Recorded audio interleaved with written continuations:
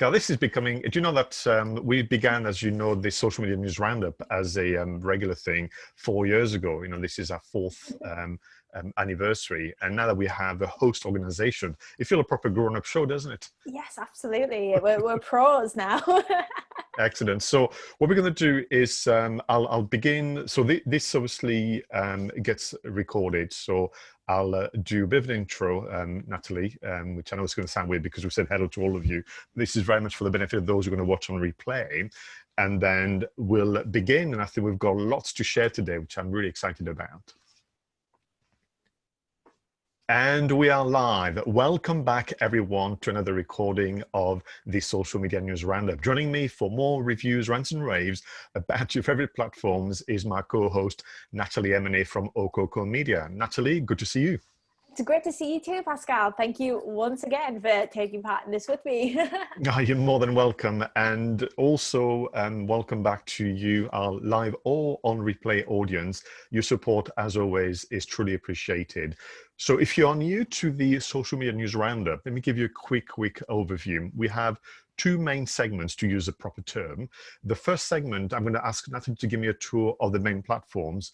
Primarily, Natalie, I want you to focus on the kind of news and recent developments that have a bearing on our content creation effort, or how we might be able to communicate more successfully with our audience, even our colleagues nowadays. That would be the lion's share of today's kind of news roundup. Then you're now going to move on to segment number 2, which will be our recommendation, maybe some homework for people looking at the strategy of the month, the social media app of the month. I'm going to share with you my article of the month, which I think has some very interesting insight about the world of B2B and social media. And I will also share with you my content creation tool of the month for all of you to try out today. So lots to go through. Segment number 1, give me a quick overview, outline of the main platforms we're going to talk about today, please, Natalie. Oh, we've got a really good selection. And my favorite thing about today is everyone or every social platform is doing something a little bit different. So there's a lot to kind of run through. We will be looking at LinkedIn, which has some interesting changes for once. Not saying it's slow moving, but it doesn't have as much breaking news as other platforms. Then we'll sort of be looking at our usual hitters, which are Instagram and Facebook, where there are often frequent developments, giving an update on some new things that are exclusive to those networks, some things that they're trying out, and a little bit of a general update and some hacks on things that we have previously discussed on this show. We've got a little bit of Twitter news, a little bit of Pinterest news, and a little bit of YouTube news. So a bit of everything this time around, I think. Excellent. So, well, let's begin with LinkedIn then. Absolutely. And it's not often that we have quite a lot of LinkedIn news.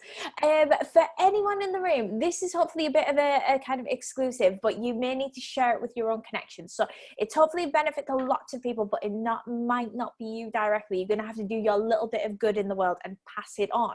But given the current state of everything, LinkedIn have announced some new support features for being able to do good through their platforms. This is something that we'll be picking up on a number of other networks today because there's little hints of it here and there across the board. But LinkedIn has actually launched a number of initiatives, the first being recruiting for good. So if you're a charity or a non-profit, you are able to access new recruiting for good tools to help you find volunteers globally. So if you're looking for local volunteers, you can search on a local basis. If you're looking for help with, designing a new process sheet, anyone in the world potentially could do that. So you're able to look on a global basis, or certainly a UK basis if you wanted someone to come at it from a particularly, good old UK angle. So within that, as individuals, we are able to register to volunteer to help charities and non-profits. It is exclusive to those sectors right now, but you are able to recruit for good, and LinkedIn is providing a little bit of additional support to those organizations that are out there trying to do really positive things, but might just be finding it a little bit trickier given current circumstances. Okay, that's good. Following on from that, to try and make it even better, they are offering non-profits a 60-day trial. Now, normally on LinkedIn, you are able to get 30-day trials, but this is a bit of an exclusive. It's a 60-day trial for Sales Navigator professional tools. And this is available to all non-profits and entire sales or management teams within them. So you don't have to just nominate one person to tackle the slightly tricky world of LinkedIn Sales Navigator. You can have an entire team effort on it. Now, Sales Navigator basically gives you access to an entire dashboard of new facilities to reach people that may be able to help or support your organization. It allows you to see people who have basically flagged themselves as being able to support. It allows you to kind of prospect. It's a little bit of a CRM kind of database system.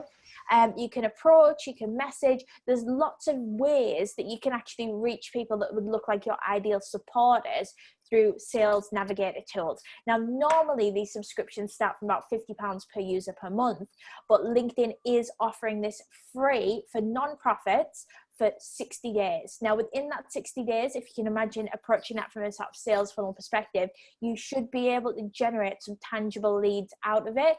It will give you an indicator as to whether actually long-term it's worth that monthly investment for your non-profit organization, or at the very least, it gives you some whole new tips and tools and things to be trying to try and reach new audiences. Now, to get this, it is a bit of an exclusive. You have to email nonprofits@linkedin.com in order to register. There's no online sign up. It is very much, you've got to contact them directly. What they'll then do is they'll build you the level of Sales Navigator that your organization needs. So if you need access for 5 people, they'll build it for 5. If you need access just for you as an individual, they will sort that out. So it's got to start with a conversation with LinkedIn, which actually, if you are a non-profit, particularly if you're a registered charity, having a one-on-one dialogue with a connection anywhere within a social network can be quite valuable. We find that by and large, social networks have so much more time for charities and non-profits or for businesses directly than they do for social media and digital advisors such as you and I, Pascal, and agencies. So if you can actually even just use this as an opportunity to create a good connection at LinkedIn, it's well worth sending that email. Now, and so can you repeat the email address, please? And we're going to ask Audreyus to maybe type it up in the chat box for us. Absolutely. It is non-profits, just NONPROFITS. Just a quick spelling check for a Thursday morning. And that is, there's no grammar in it, at linkedin.com. Super. And as you mentioned, even though, we are not perhaps in the not-for-profit sector, we know we have lots of connections, and just that good deed of the day to say, did you know? And that kind of plays a parallel to the way in which Google as well is helping not-for-profit with some of their tools, offering, Google Meet enterprise level for them and that kind of thing. So yes, absolutely. So thanks for that. Yeah, it should be a really good one. And I appreciate if you are in the room and you are a non-profit or a charity, that's a really big score. But if you are not, maybe just send it on to your favorite charity or non-profit organization and share the love a little bit today. Super. What else has come from the LinkedIn newsroom? Well, LinkedIn, it's kind of like a quirky fact. Not everyone knows that LinkedIn is owned by Microsoft, and they acquired it a number of years ago now. And it does mean that as Microsoft publish their profitability statistics, they often give us LinkedIn updates as well. So we have had eyes on the financial year ending 20. So this is literally the first 3 months of the year up until March 31st. So Microsoft have issued their profitability for that quarter, and they've also given us some fresh LinkedIn stats. So the new tagline, and I am going to consult my notes so I don't mess this up, is LinkedIn is the place for 690 million professionals to connect, learn new skills, and find new opportunities. So what we're seeing within that summary sentence is yet another step away from LinkedIn as the concept of an online CV, which is all it was really a high number of years ago. And people saw it as a way to get a job or to have an online profile that basically listed all your previous work experience. But actually it's evolved way beyond that into something that is more of a fully fledged social platform. Now, Learning new skills is a nice link into LinkedIn Learning, which they are pushing massively. And we have seen, organizations being encouraged to actually put their learning on the platform, share it with staff, distribute their courses. That way, particularly while we are all in that sort of, everyone feels to be a different stage of coming out of lockdown, depending upon which sector you operate in. And certainly with our latest announcements around July 4th, we are going to see more people returning to work, but perhaps on a part-time working in the office basis, part-time working from home, meaning that you are able to actually use LinkedIn Learning to equip your staff with a few more skills that might really help them in their day jobs, but give them something less intensive to do while they're at home. So we're seeing LinkedIn really push and pivot towards that. And obviously the connections element of it. So encouraging people to look at LinkedIn as their network. So their network where they can go speak to business content and just really build relationships from there.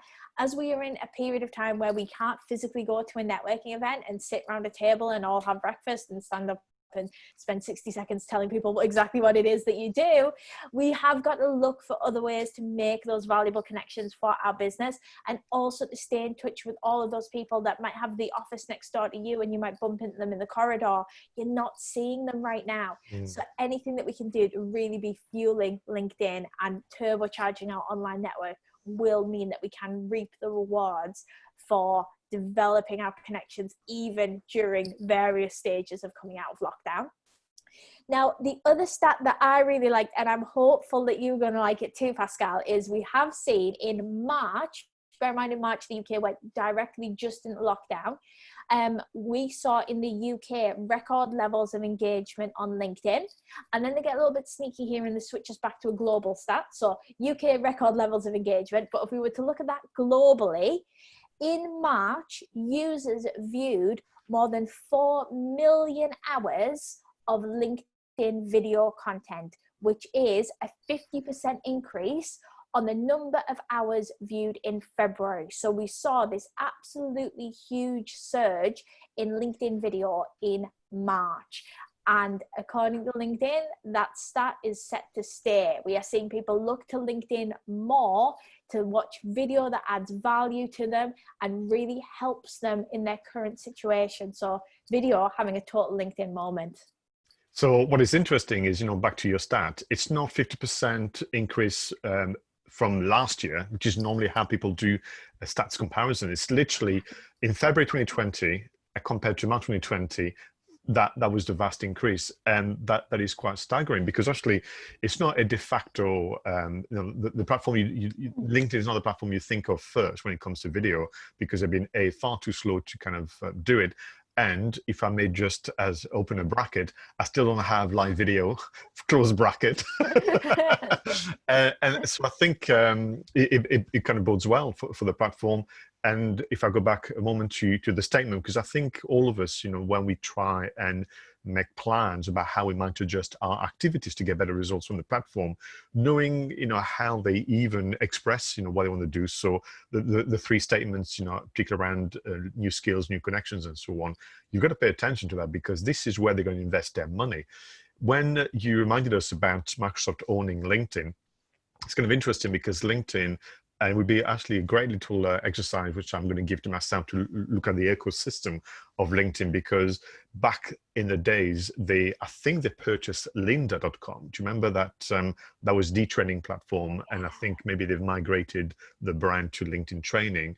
They own SlideShare as well, which is where most people put their presentation slides, training slides, as a way of supporting, obviously, their audience.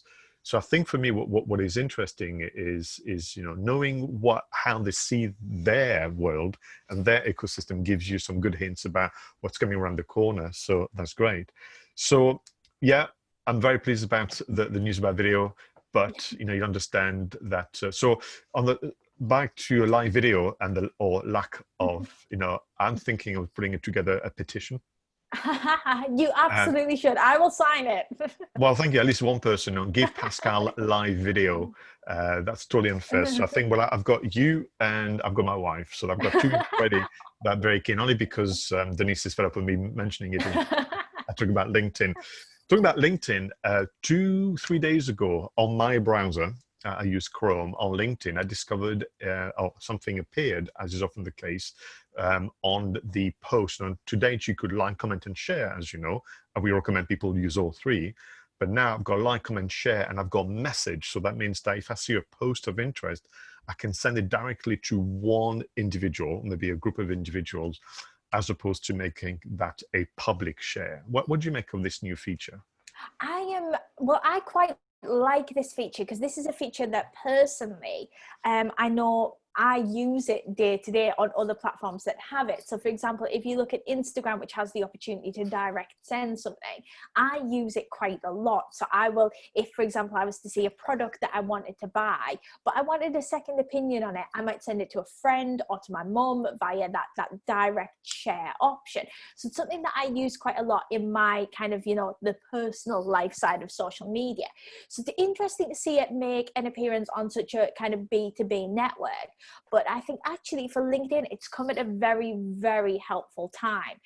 On LinkedIn, if we were to previously look at our options, which would be to publicly engage with that post in some way, it gives us a little bit more flexibility as to how we would then get more visibility for that post, but in an appropriate way for the current circumstances. So the example that kind of springs to mind is if, for example, I had a business owner connection who had confided in me that they were having a little bit of a tough time and they were considering, making redundancies at their organization. And I saw an article from, let's say, a HR professional, and it was a really helpful article all about how a business can best be supported through that. And I thought, who needs to read that article? That particular connection. Now, my options would have been, I could either share it, but if I share it, for some reason, it looks like I'm trying to take some HR information and run it through me, at which point my connections might think, well, she doesn't know anything about HR. What on earth is she doing getting involved in that field? If I was to tag my connection in that post, well, their team might see it, and that's not an appropriate way to kind of put on their radar that it might be an issue for their business. So my only other option would, I guess, essentially be to take that link and then copy and paste it, drop it in an email, send it to that connection. Now, would I do that? I would like to say yes, because I'm very aware that I'm being filmed. But if you consider how much actual effort goes into that, if it was, anyone other than a close connection, I might think, oh, I'll get round to that eventually, rather than doing it straight away, have the best intentions and never really quite make it happen for that particular connection. Now, this would give me the opportunity to share that on the platform directly very, very quickly. It would take me literally seconds to do. So it removes the risk of me actually not doing it, but it means that that information that is slightly more sensitive can be shared.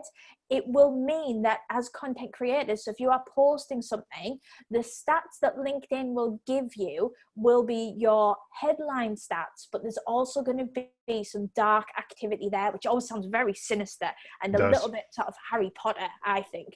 But all that really means is it's not public activity, because it's essentially going on in the dark on LinkedIn. It's not in a well-lit area of LinkedIn. If you think about it that way, it gets a little bit less weird. Let's use the term hidden, maybe. Yes.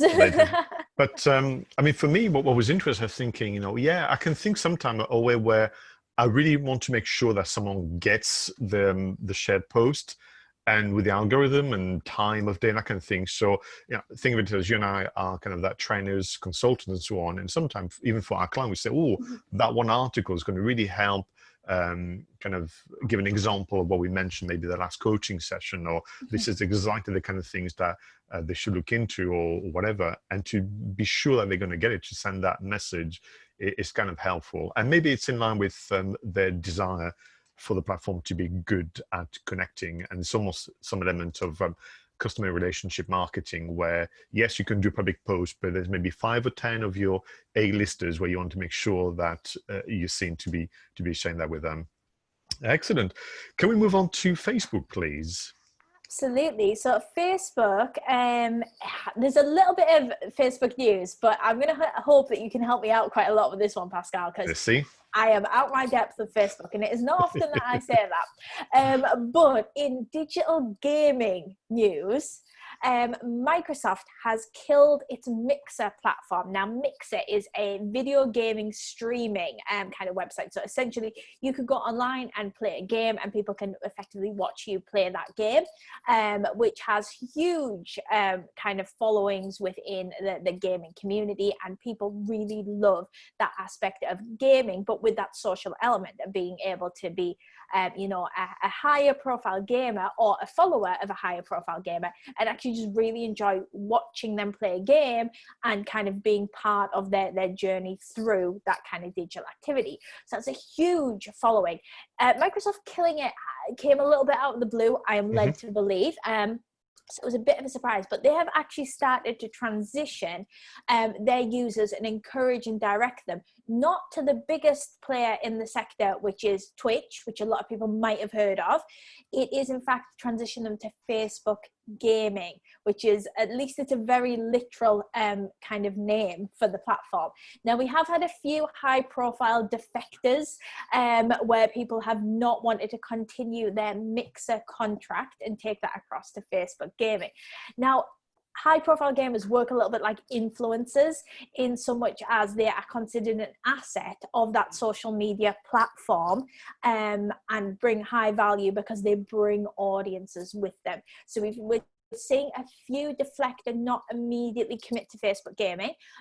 Whether they go elsewhere, we don't know, whether they're just trying to negotiate and hold out for a better deal. But we are seeing a big push and a surge towards actually making Facebook gaming thing that we haven't necessarily seen in any meaningful way up until this point. You're right, because Facebook gaming was barely announced at any of the conferences. It was very discreet headlines that only if you operate in that milieu you would know. So I can help. I do spend my fair share of time playing games, albeit on my own. I'm not really, I don't need the approval of an audience. But you know, the reason why it's a big deal is as follows. For Microsoft to essentially divest of Mixer means that they are not investing in live streaming technology. And that's a shame, because ultimately when it comes to building your brand, building your reputation and trust online, live, as you well know, social media is part of our recommended tactics, including groups and advertising. So I'm just kind of thinking, oh, that's a pity, because really, back to your point earlier, Microsoft owns LinkedIn. LinkedIn still making progress on live video. Mixer with live streamers now, we're talking about 70,000 live streamers on Mixer. Wow. With an audience of 10 million active monthly account holders, where you can spectate, really, the same way you watch a football game.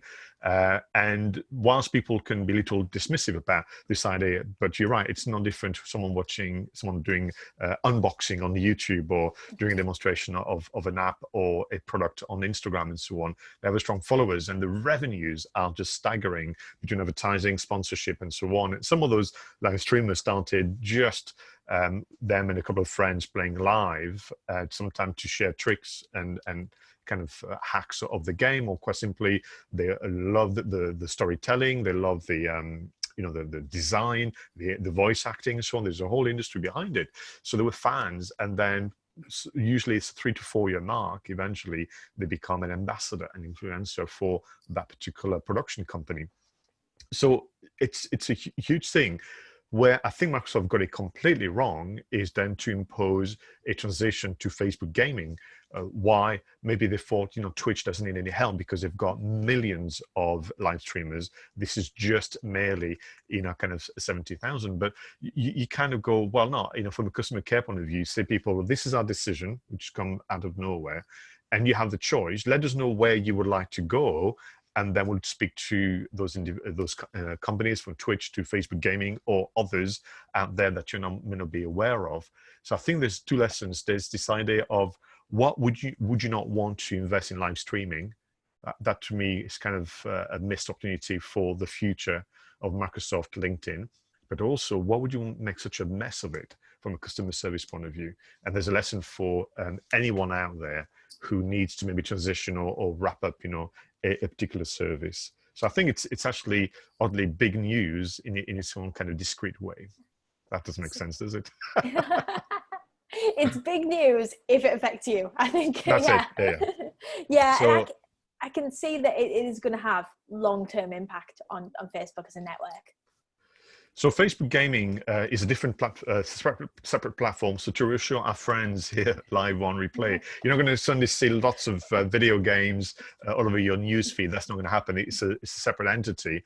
But Facebook wants to obviously attract that community from a interest point of view. So conversely, whilst I am disappointed that Microsoft doesn't want to invest in live streaming, the fact that Facebook means that when they vastly improve Facebook Gaming as a platform, we will going to inherit some of those features, bells and whistles, and better functionality to Facebook Live, Instagram Live, and so on. So there's some good things to be out of that. But at the moment, Microsoft and Facebook are going to be caught in a PR storm. Yeah, I think so. And good luck to them. Absolutely. So can we stay with the Facebook ecosystem? WhatsApp, maybe? Yeah, so WhatsApp, we have Brazilian WhatsApp news, which is a little bit exotic since we are all stuck in the UK right now with no travel plans.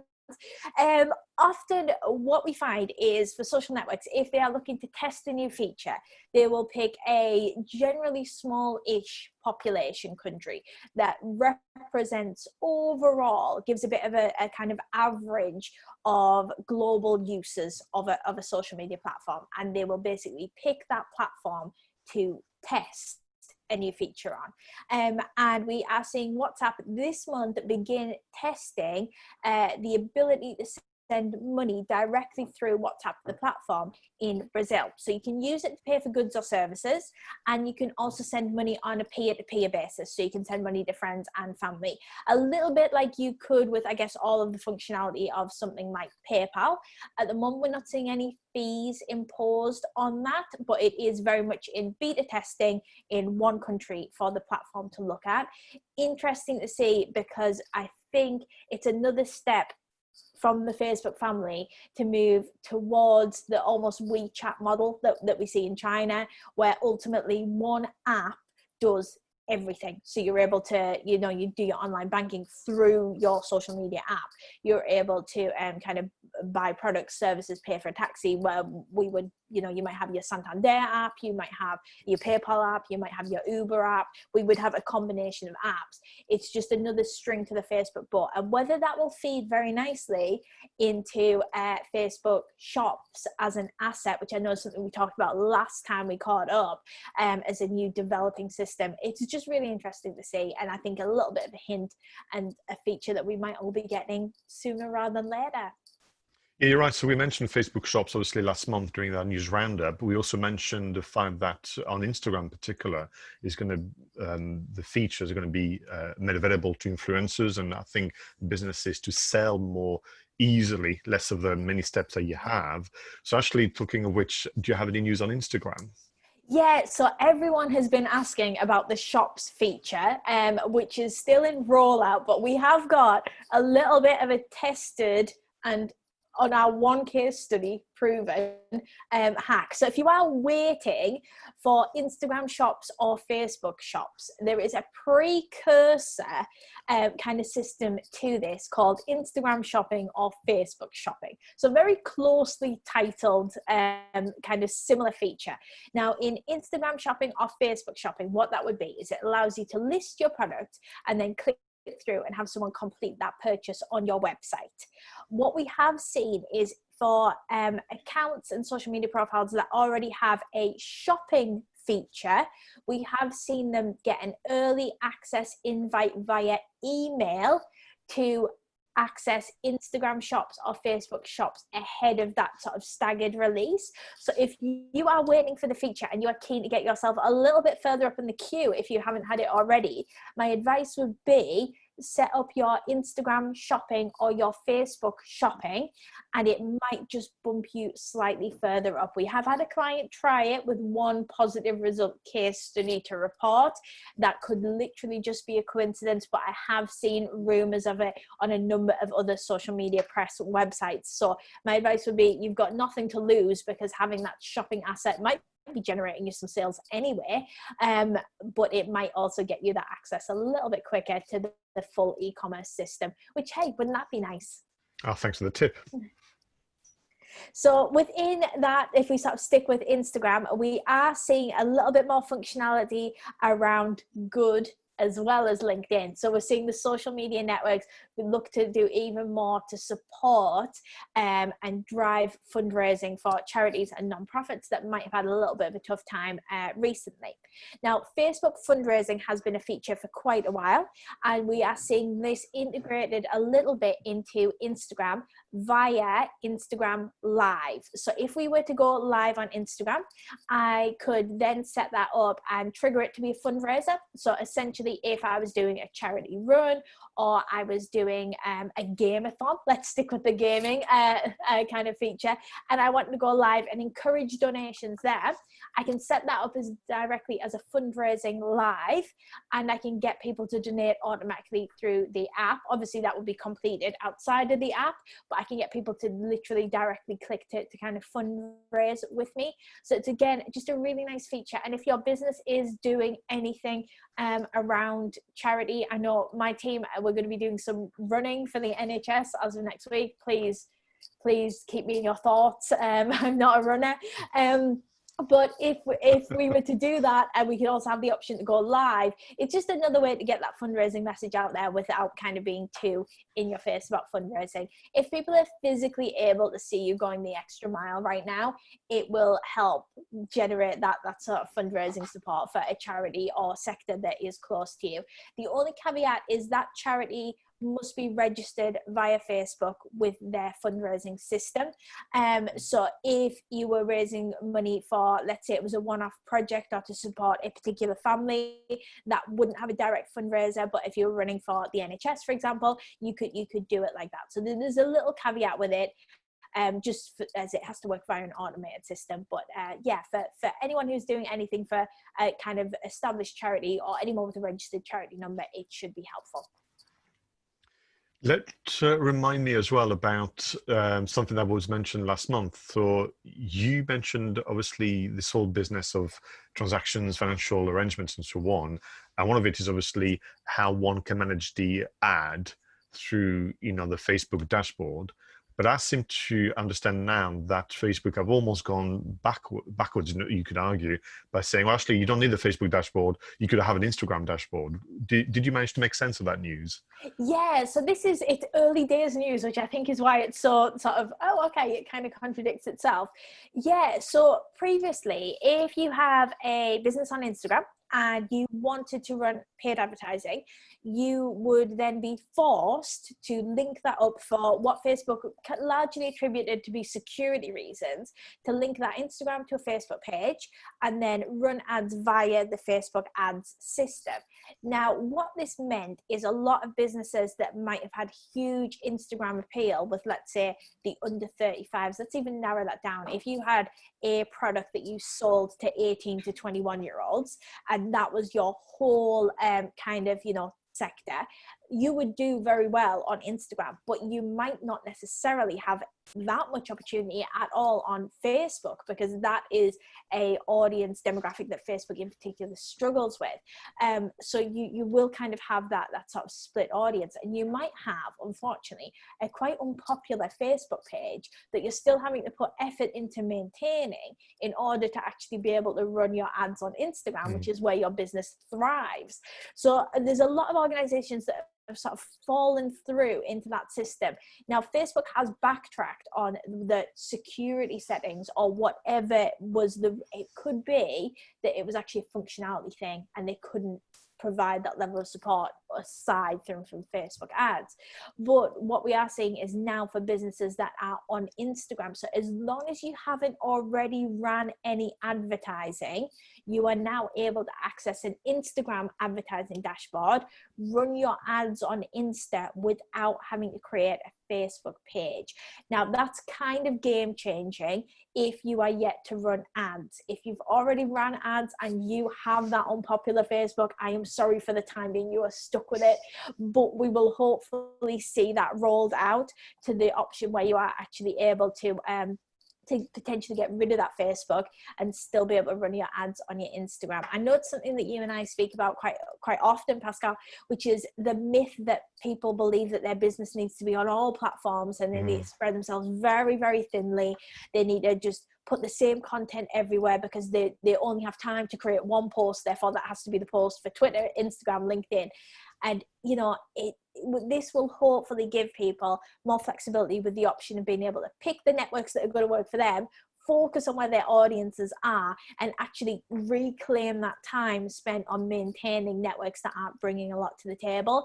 If you have an unpopular Facebook, you can unpublish it. And then if you ever spot an opportunity in the market again, you can republish it. It will retain all of your fans and previous posts. I appreciate you might have a big gap between your posting on there, but you are able to basically just leave it on Facebook, but take it out of the public domain. So hopefully a really good one. And certainly if you're a business just getting started and you're on Insta, this is absolutely fantastic news. But for everyone else, hopefully it's a little bit of a light at the end of the tunnel. Thank you very much. Okay, so let's wrap up segment number 1 with Twitter, Pinterest, and YouTube as per your list. Yes, so for Twitter, again, still one of my favorite platforms, but has fallen upon slightly less exciting development times. What we have seen is the introduction of audio tweets since our last catch up. So audio tweets is basically the idea that you can voice record a tweet that is just a voice recording. So there's no video element and there's no text element, and your tweet essentially going out into the world could be an audible 140 seconds, because you know they're very, very committed to that, of you kind of talking. So you get up to 2 minutes 20 of almost, I would say, like a very micro podcast potentially, that you are able to kind of create on Twitter. Now you can record for longer than that and it will automatically split it. So if you wanted to do a 10-minute delivery, then you are able to do that and it will just split that into a series of tweets, which is a really interesting development and kind of an unusual pivot for a very text-based platform. What are your thoughts, Pascal? Well, I was excited to begin with when I heard the news, because I thought, brilliant, a new form of media. Then I wasn't so excited. And it's kind of thing to begin with. For now, it's only iOS, but you know, I know that Android and another system will come through. But it was almost like, oh, well, why bother? Just do a video instead. You know, I just kind of was a bit confused to begin with, and I realized, well, actually, sometimes an audio message is just simpler. If you have a bad hair day or whatever it might be, you haven't got quite, you know, in a mood simply to make a video, so you have the other option. I just know that some time ago they promised actually some form of podcasting feature. Excuse me, and that feels like I'm being shortchanged here. That's just an audio message. But for me, it was also this idea of, yeah, nearly there, but actually what would be perfect, Natalie, if that could be captioned? Because my concern is less about whether or not the audio is going to be right or the length and so on. My concern is a strong word, but my reaction was, what about accessibility and inclusion? And to your point, once you move away from written form and you move into video and audio, what can you do for this to be more accessible? Or quite simply, someone may not want with the sound on. So if they could find a way to partner up, or they may have the wealth buy, you know, a transcription app or feature of sort, then you could have this great video audio message, sorry, I've seen, which has your image with that kind of pulsating, you know, sound wave, which is actually quite elegant. But then if you have the caption underneath, I think that would be just the right way to go about it. And then do the same with video messages. I think that'd be great. And the other reason my excitement was short-lived is because I thought, well, yeah, we've seen this before. We can do this we can do audio messages on Messenger, on LinkedIn message as well, on WhatsApp and so on. Now, however, the difference here, this is a public kind of audio message. And why not? Maybe it is part and parcel of how you might actually create diversity across, you know, the way in which you produce the content. You know that as part of my video marketing kind of work, I'll recommend people do short video messages and then have video meetings and video marketing. And that could be the way to use it, a kind of audio message to link back to some content on the website, maybe a audio message whereby it's a teaser of the podcast, or you're capturing maybe a conversation with someone at an event when we're allowed to see each other again. So maybe we should allow the interweb to surprise us and impress us. But as I say, it was more like super excited and then kind of, well, whatever. What did you make of it?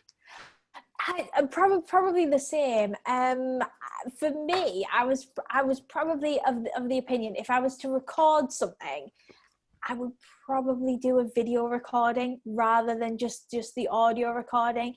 It would give you flexibility, and I'm sure the internet in its mass usage will surprise me with fantastically innovative ways to kind of to use it, and I'll be really excited to see its application in kind of practice.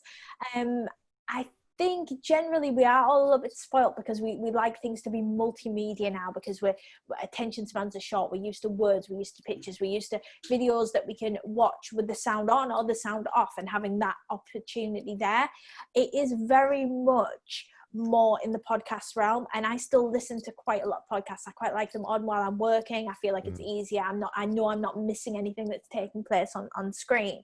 So whether it's used to kind of give short anecdotes, to give little bits of added insight alongside something else, will be really interesting to kind of see. And I'm sure there'll be some application for it, or it will be further developed. But right now, if I was to be honest, I can't say I'm dying to do an audio only recording for something like Twitter. But perhaps if you were dabbling in video, it might be a lovely way to dip your toe in the water. Or if you had a fantastic for radio voice, you are blessed with a very lovely accent, Pascal, it might be a great one for you to do all of your tweets in audio form from now on. That reminds me of that platform that I mentioned, one of our previous news roundup, going back maybe a couple of years ago now, Anchor.fm. Now, Anchor.fm, if you remember, was an app where you're not going to have a conversation back and forth, and the audio messages to each other would then be compiled into what could be qualified as a podcast. So I'm thinking maybe that's the application, which is I start a conversation, then you reply, then Audrius replies, and Stephen replies, and then before we know it, so long as you can do it, we have this conversation that can then be pulled together, compiled, produced together, and then published as a single entity. We've got a reaction from John, who says about the Twitter audio message, surely this is just a teaser to your longer podcast, etc. ? And I agree, there's no inclusivity. So yeah, the jury's out, but good for Twitter to try something different and less trust the content creators and well-meaning people to make good use of it. Let's move on to Pinterest, please. Yeah, so Pinterest has story pins. Now, everything has stories because WhatsApp has stories, Facebook has stories, Insta has stories, LinkedIn still testing stories, but they are coming.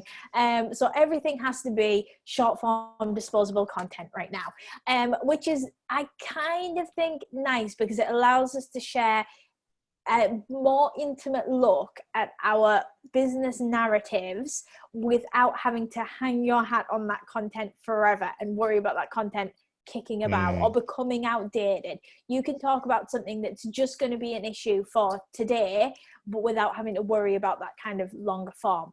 Now, Pinterest has had stories for a little while, but it's revamped them. Now, I know last time we caught up, Pascal, we did a little bit of just a deep dive at the end of the session in towards some Pinterest research that they'd done with their audiences, particularly looking at the stages the audiences were going through in terms of engaging with their digital content, which was actually fantastic for them to put that out as a resource for us to then kind of trawl through and to bounce some ideas on. So they've moved stories, particularly inspirational stories. So they've actually built in a little bit of algorithm as to what counts as an inspirational story. This is again focused around things that core Pinterest users might be interested in, like a how-to tutorial. So how-to in a story form has been moved so it is more easily discovered. So Pinterest is referring to this as stories version 2. You won't see that anywhere if you log into stories, but in their press materials as to where they're going with it, it is stories version 2. So stories are now there, they are readily available and clickable, and they're now more prominently featured in your discovery sessions. So that actually when we are going to Pinterest, we are finding things that are more likely to inspire and share positivity and get us out of our seats or off our couches to do something while the world is still a little bit kind of chaotic, let's say. How we can take on a project at home. So they're very much focused on things that people can accomplish, clickable stages. So it might be a story that has 5 different elements to it that talks you through a project, whether that's just a little craft activity you can take on at home, or whether you are, you know, decluttering your entire house. It will kind of give you that motivation. And again, just cement Pinterest as a positive can-do platform where people can go to feel part of a community right now is really nice to see. And again, social networking for good right now. Absolutely. On the subject of how to, let's talk about the #1 destination for all questions, starting with how to, which is YouTube. YouTube. Now, it's not often that we have YouTube news, so I'm quite excited. YouTube is making ads shoppable. So we're seeing a little bit of crossover into Facebook shops, Instagram shops here. Bear in mind that Facebook and its family of products competes heavily against Google and its family of products, of which YouTube is an asset. So we're seeing a little bit of Facebook versus Google in terms of where people might be spending their online marketing budget. And if Facebook is equipping people with shops and the ability to shop directly on the platform, YouTube now is offering your ads. So these could be your pre-roll ads at the start of a YouTube video. How many of us click the skip now as soon as we're like 3 or 5 seconds in? But with those alongside your ad, and it's just been announced, so we're not entirely sure on the form, but you will basically get to play your glossy ad, your commercial, and alongside that there's going to be what YouTube refers to as real-time product pictures. So if your advert is for a pair of trainers and we've got your lovely sort of like video of your athlete wearing the trainers, people are then able to see in a little product pop-up those exact trainers. There's probably going to be a little bit of movement or dynamism to the kind of image, but the image is clickable. So I can basically see the pre-roll ad, and then I can click on that exact product. Now it will also give me options of products. So perhaps I want them in pink, and perhaps I want them in black, and perhaps I want to have a look at them in blue or gray. It will give me the opportunity to click through onto those products. So it takes me beyond that passive sort of, I'm here to watch a video, therefore I'm going to watch the pre-roll ad. If it catches my eye, I might not skip it, but ultimately, you know, I might not necessarily click on it, because then I'm just going to end up on a random website, and then I'm going to have that bit of journey. So it's almost just the next stage development of YouTube ads, a little bit more like Google Shopping, which is probably something that's caused that level of integration, being able to just literally see those product features and click on the one that you want. Thank you very much for that. I mean, it's interesting, you know, we do include YouTube because they do have aspiration. In fact, if you were to check some of the official blog posts and news that they release, they do want to be considered as a social network, which is interesting. Others say it's a search engine. Others say it's a video platform. It's kind of tricky, but they do have the many kind of features and elements you would expect from a social network. There's the commenting, the sharing, the liking, and so on. They recently, just out of interest, also introduced a much neater way to section your video into chapters. And if you spotted that at all, some more recent publication, but in the past, what you could do is timestamp your video in the description, and then someone could click on it on the actual time, whether it was 1 minute 20 seconds, and they would fast forward directly to that. But now that if you do add your timestamp in the description, it will actually section the video. You'll be able to see on the timeline the different kind of chapters or blocks. It's kind of interesting. But also, obviously, people can live stream onto YouTube. So someone has a Zoom meeting, they can go live on YouTube. If they use platform like Restream and StreamYard and many others out there, they can go live on YouTube. So it is there somewhere, you know, wishing to be considered as the social network. It's almost like, them when you go to, a party and there's someone who's always on the outside, they're not part of the clique just yet. And they have to prove themselves by maybe doing some kind of rite of passage or whatever, So this is where we are. But listen, thank you so much for all the work in gathering this news for, this news roundup in June 2020. Thank you really for listening as well and your reaction. We're going to move on, if you don't mind, straight into segment number 2. And with this one, I'm going to share with you my article of the month. And I'm going to talk to you about my content creation tool of the month. And then I'll ask you about your tactic of the month and your social media app of the month, just to wrap up, obviously, our time together. So, Natalie, do you like a well-crafted article, long-form article that make you think carefully, that brings information from different sources, and that really is taking the trouble to look into something in a deep way? Absolutely. How could anyone not want such a deep dive into a topic? Absolutely. Well, it's lucky because that's what I have for you. So if it's the opposite, I'd have been a bit stuck. So I chose, there's so much to choose from, as you can well imagine, but I chose this month an article that I spotted on the Content Marketing Institute blog, which will need a little introduction to you. For our friends today, the Content Marketing Institute was actually an organization founded nearly 10 years ago now, if not a fraction after, whereby they were bringing together practitioners, content creators, marketers, and so on, to kind of think, what does it take, or what do we need to do, from tactics to techniques and toolkits, to be better content creators and engaging the audience to bring value and so on. And you had founders like Joel Pulizzi and many others out there. So there's an article there, as you can see the title, Even B2B Audiences Want Emotion in Their Content, written by Jodie Harris, who's a member of the Content Marketing Institute. And she wrote that there was 2 contexts. One, she was saying that in general, B2C businesses have been better at engaging their audiences emotionally, because in general, B2B organizations were nervous about doing it because they were actually fearful of the reaction, which was, what are you doing being so emotional? You're B2B, you should be far more professional than this. And what she's saying is that the current kind of context of the pandemic has allowed people to be a bit truer to who they are as businesses, as individuals, but also allowed audiences to be perhaps a bit more welcoming of content that I would say is softer in its approach and less about the transaction of, trust us, like us, and then buy from us and so on.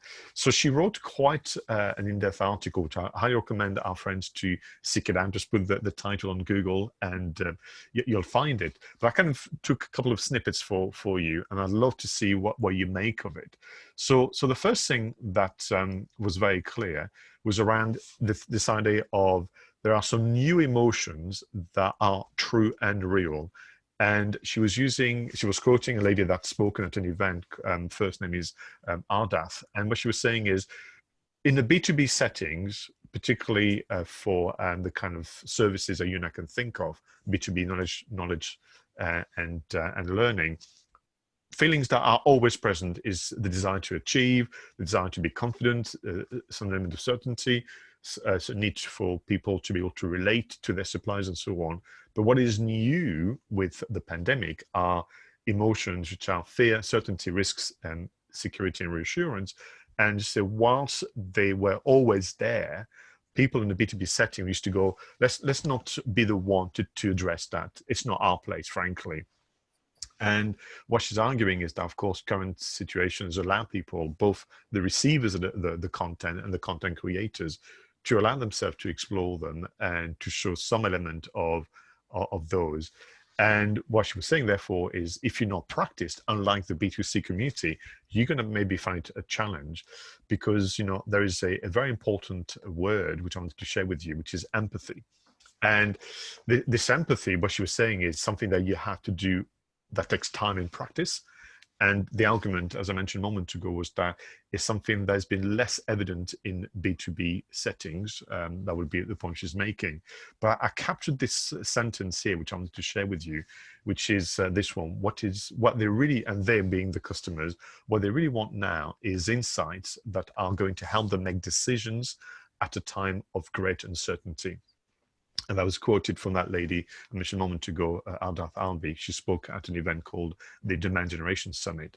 And what essentially this is playing to is your comment last month about this idea of, at this moment in time, pushing your services may be seen as just at a step with what is happening, or certainly completely disconnected with my feelings.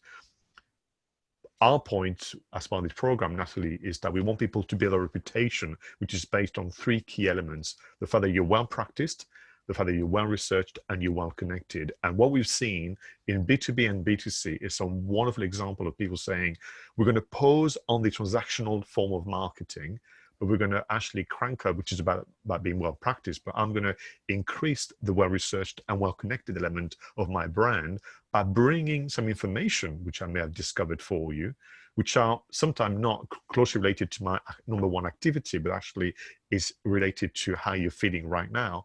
Or I'm going to bring some connections that can help you make decisions. So use the example of HR a moment ago. I've seen organizations, frankly, that have no business talking about HR stuff, but they have connections they brought on the Zoom call or webinar, or they've done some research and created this ultimate blog post saying, at this moment in time, even we are struggling. So here it is. We found it. We might as well share it with you. So that to me is kind of interesting. And then it continues. The article is a long article, as I mentioned a moment ago. And he quotes another chap, and I wanted to show you a tweet that I'm about to share this afternoon. So a chap called Gurdip Dillon spoke at the same event, and he was talking about, are you sure that your messaging is in tune with where your customers are right now? And, Jody, who was obviously present at the time, managed to capture a statement from Gurdip, and I wanted to kind of be true and to the content. So I've literally copied the paragraph. I'm going to share that with you and our audience now, because I think it says it all about what it's like to be in business right now and what it's like to be the person in charge of communication, whether it's your part-time occupation or it's a full-time occupation. So here it is. So that's Gurdip Dillon, who's talking about marketers in general, communicators. We have our own buckets we want to fill. We want leads, we want pipeline, we want revenue, but our customers have buckets too. The next sentence is brilliant. We can't feel ours by dipping into theirs, pushing our products and messages onto our audience at a time when actually, as you're going to see in a moment, their own buckets are being drained by the emotions and the challenges and everything that comes. So the only way you're going to be able to actually fill your own buckets is by filling theirs too, by delivering what they call micro moments of value. And I think that's really important, because social media is the platform for micro moments and micro content of value, back to almost the Twitter audio. And he gives some examples of that, which are kind of relevant content, ideas, and answers to their most important burning questions all the time. And some of those questions may not relate to your number one activity as a business, but again, you're well researched and you're well connected. So why would you not find ways to deliver micro moments at a time where people have their bucket drained by emotion, challenges, and problems? So I really want you and many others to read the full article, because it's quite insightful. And if you've using intuition, if you've been thinking that right now there's a better way to use my time, energy, connections, and social media, then you are right, as this article may suggest. What did you make of that? Oh, what a fantastic read. I'm going to be scuttling off as soon as we finish this recording to give that a kind of good read through. I think there's going to be so much there in terms of thought-provoking stuff. And as marketers, we kind of all know this already, but you forget. And certainly you get caught up in the month on month, what campaigns are we running, what sales are we getting, what are the results, and then you kind of like, right, and then we'll do the next month and the next one, and you kind of you're aware that your audience is a human and you're looking for the things that they're going to find value in. But historically, this has always been around sales, so we've been looking to deliver sales value, marketing that you know, it makes people feel positive, they like it, they engage, but ultimately the goal is to drive sales. We have been in absolutely unprecedented times of marketing for marketing. So actually really, how do we want our brand to be perceived? How are we supporting people? What are we talking about? What's our conversation? Where are we at now? And kind of being able to provide that right level of support. I think it's easier said than done, and to kind of start to think about creating that content, and certainly getting out of your box in terms of the box of this is how we talk about our products, this is our tone of voice. You almost need to kind of step back and be like, right, I am not the marketer right now, I am the customer. So equip yourself with, you know, different customer profiles. I know that's quite a retro marketing term. If you don't have them, fine, make them up now. Let's go and start to think about the demographics in which your customers operate, where their businesses are right now and where their lives are right now.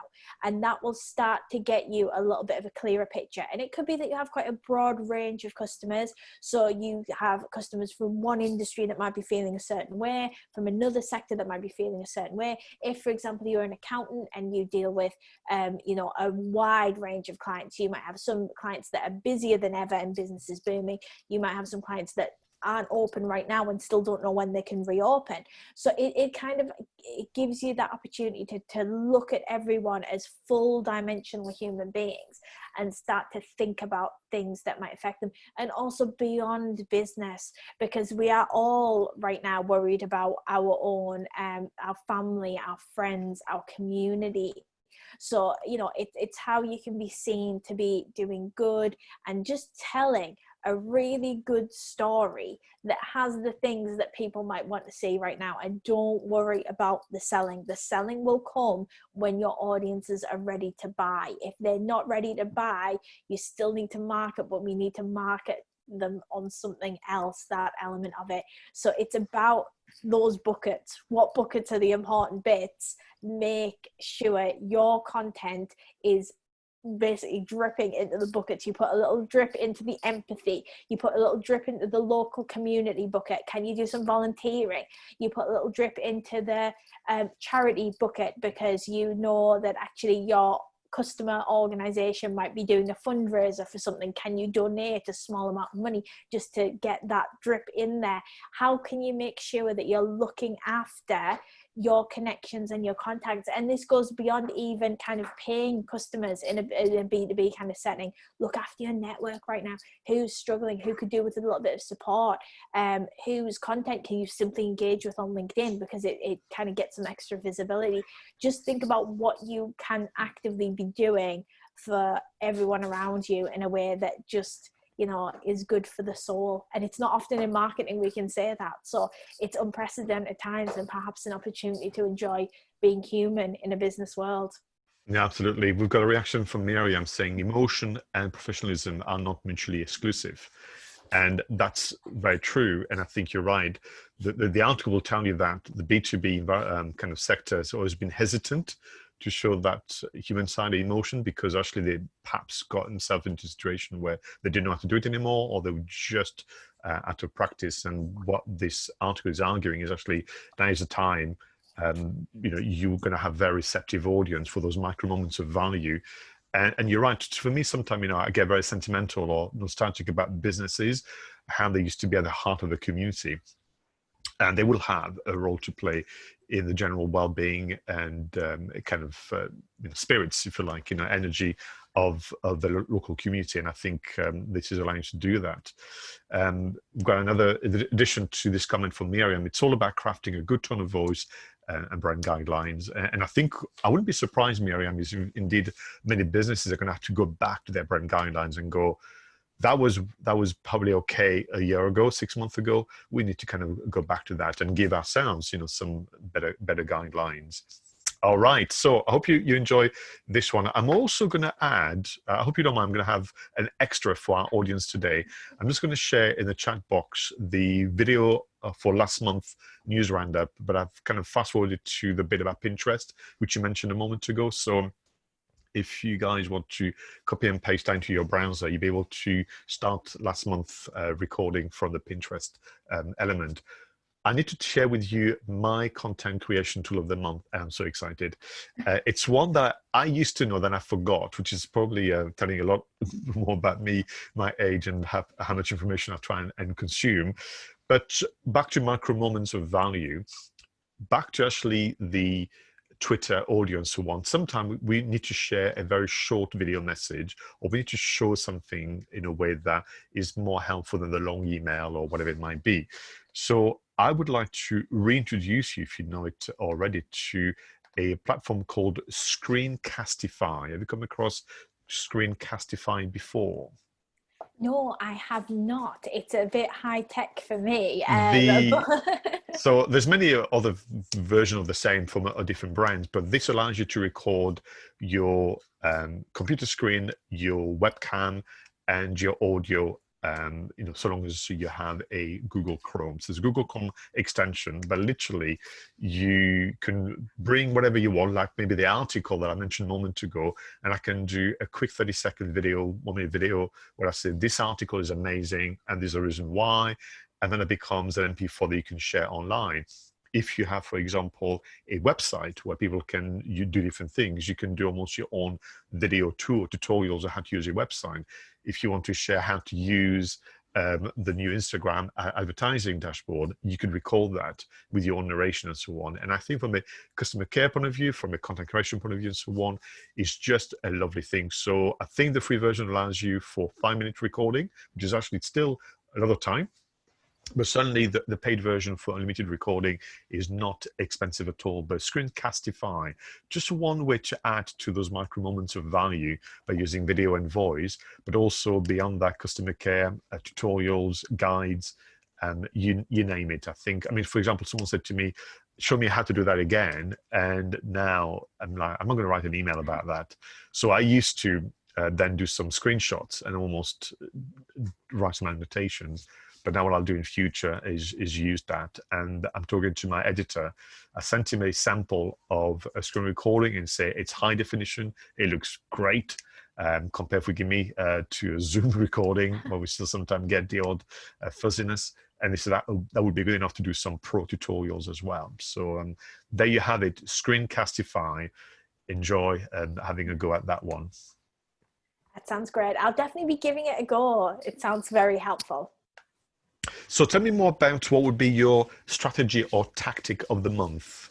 Well, I think given everything that we have discussed so far, and particularly around the opportunity to create that micro moment, I think the homework that I'm going to set for your strategy of the month is to create something beautiful but disposable. So looking at stories, can we tap into creating a bit of video content? Primarily is going to be the easiest way to create something disposable for right now. So we create something that's going to have huge impact with anyone that's connected to you that sees it today, but hey, it's going to be gone tomorrow. So it's about making sure that we've got everything that might be affecting our audience right now. It feels super timely. So it's recorded, given exactly where we are and exactly where you understand your customers to be, to seek to make a human connection. It could be bonding over something. It could be a little bit of a almost frank discussion as to, you know, where your business is right now. It could be a little bit of content that is something that's super funny that's just happened, or a little bit of a daft story, but it's happened and you just want to share it with your audiences right now to let them in on that personal human side. You can alternatively create stories or disposable content that is image based. It's a little bit trickier to get that really human connection within it, or consider recording a short video and putting it out on a social network. So if LinkedIn's your primary network, but there isn't stories enabled yet, consider recording a 30-second, 20-second, 60-second video, safe in the knowledge that within a couple of days' time, it won't be visible in the algorithm anymore. So my advice would be create something for literally just right now and give yourself and your business permission to be immediately now, with no worry about the past, no worry about the future, and make a really human connection with your audience today, or tomorrow, or you know, anytime before our next social media news roundup. But if you try it, I would love to hear about how you found the results. Thank you very much for that. And finally, what would be your social media app of the month? Well, for no reason other than the fact that I have recently discovered this, and it's something that feeds. Often, if you hear myself or Pascal talk, we will tell you all about Canva and how fantastic Canva is. We have been exploring the new app Create, which is like Canva on steroids. So if you get out of town, yeah, I know, right? So if you need to create something that is highly templated and still very, very easy to use, but perhaps you want it to look above and beyond the results that you could achieve on Canva, Create is very, very much worth downloading. It's available for Android and iOS. And my little bit of insider tip is, ahead of speaking about it, I went to the website. Now, I wouldn't normally go to the website of an app, but I actually found the website, although like a single holding page, to be quite beautiful and fun to play with for about 30 seconds. So, you know, if you've got a little bit of time to kill this afternoon and you want to look at something beautiful, go to the Create webpage, and then from there download it and have a little play with it on your phone and create something beautiful for your brand. And just in case, because, you know, with those apps, they have sometimes some weird and wonderful spelling. How do you spell the name of the app? You literally spell it like create. I'm disappointed. I know. There should be a K or some double T somewhere, you know, just to make it look like, sound like an app anyway. A silent H at some point should definitely feature, yeah. So we can Google Create app, and we can have a play with that, and, you know, sometime would give us something a bit extra. You know, away from the, but yeah, you're right. I will challenge that, because it's going to be hard to beat Canva. I'm sure our audience are also big fans of Canva. Oh, absolutely. Listen, we've reached pretty much the end of the news roundup. It's been a pleasure to spend some time with you. At the moment, that's what we have, the video meetings, but, you know, with that structure. So big thank you to you, Natalie, for obviously all the hard work behind the scenes in terms of gathering the that information. I want to thank the team at We Are UMI and the respective program, Digital Drive County Durham and Digital Knowledge Exchange, for hosting today's session. We'll be back next month, of course, for the Social Media News Roundup July 2020. I had to think that which month it was, with some additional news. Until next time, go out there, create amazing content, and be sociable. Bye-bye for now.